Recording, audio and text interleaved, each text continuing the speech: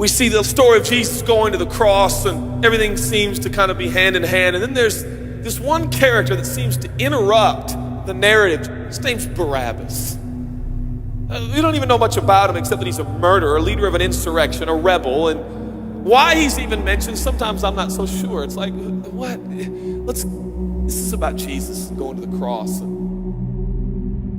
So in this moment, Pilate thinks, I hold the destinies of these two men in my hand. I know the Jews have a tradition that on a holy day, I will release one of the prisoners on death row.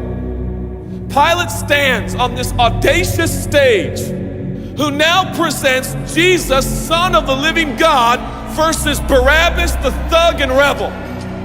He says, all right, who do you want? This is blasphemy. This has gone too far. There's no comparison. This is a rightful prisoner, a man who should be on death row. He's a rebel against Rome. He leads a rebellion. He murders people. He's a bad man. He's a thug and he's a crook.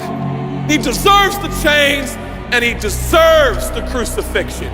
Jesus, what has he done but heal, restore, deliver, set free, open blind eyes, open deaf ears, heal the lame and the leper? What has Jesus done? Who do you want? We want Barabbas. Yeah, give us Barabbas.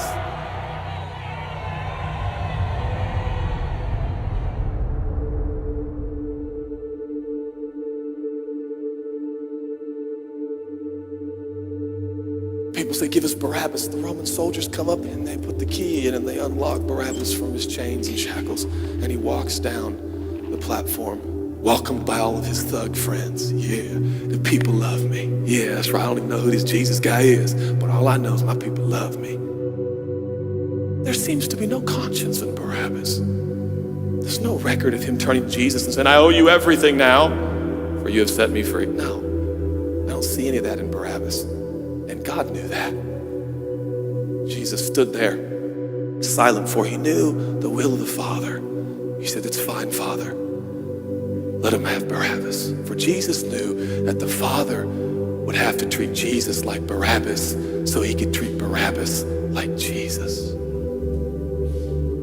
Barabbas thought it was the people that set him free. No. It was the love of the Heavenly Father. When I look at the story, I realize who Barabbas really is. That's me. That's you. That's us. And I was reading this the other day, and I felt God speak to me. I love Barabbas.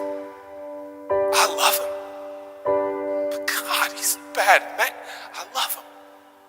And I wanted him to go free. But didn't you know that he probably would have never acknowledged the free gift? Yeah, but I love Barabbas. While we were still sinners, Christ died for us. God sent his son for Barabbas, even the one he knew would walk away from Jesus and his free gift and never come back. He loves him. And the nerve, the gall, and the audacity of believers to think, I got saved by grace, but now that I'm in this deep, dark place of bondage, I better work hard to get myself out. What? That's the opposite of the gospel. Are you bound? Are you held under the power of this temptation, this sin? Do you feel like it's controlling you? What are you gonna do? I'm gonna shake myself free. Stop it! No, you won't. You're no match for the powers of hell and the urges of sin. You will not overcome it, and you will never overcome it. You'll just be another statistic. There's no answer within yourself. Your own marriage, your own goodness, your own discipline, your own devotion will not save your marriage and will not save your kids. There's only one. And he's the one that took your place. He's the one that stood silently on the platform with Pilate and said, yes, let him have Barabbas. Take me. How many times have I stood on that platform with Pilate and Jesus, and I'm the Barabbas, and they start to take my chains off, and I say, no, no, I deserve this.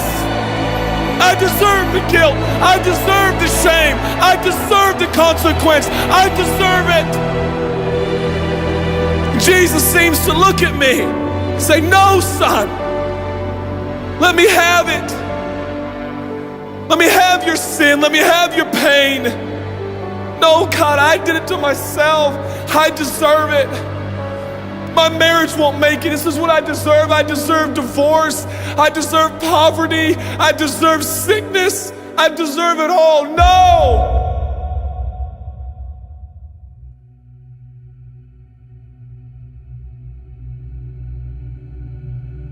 God, I'm so ashamed. Give me your shame. But God, what if I do it again? I'll still be here. Oh, God, I don't want to hurt you. I love you. I don't want to do this anymore. Give me your sins, son.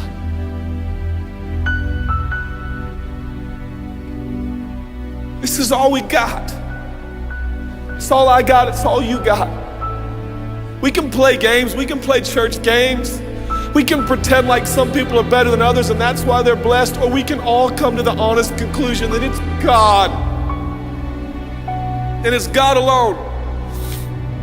The greatest challenge is not your discipline, your devotion, your focus. Your greatest challenge is believing the gospel.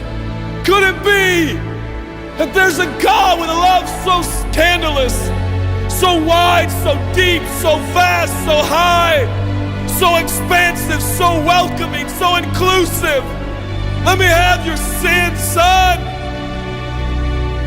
Okay. And I give him my sin. And I stand in this empty space of forgiveness and acceptance while Jesus walks off to the cross that I deserve. I see him walking to the post to be whipped. As I stand a free man, all the attention is turned now. And I feel the love of God saying, go, son, live your life. I'll pay the price. Where did we get off thinking that we were gonna set ourselves free? It's still Jesus. It'll always be Jesus. It'll never stop being the power of Jesus. If his blood is sufficient for your salvation, his blood is sufficient to sustain you through every challenge and every sin and every temptation. Jesus is enough.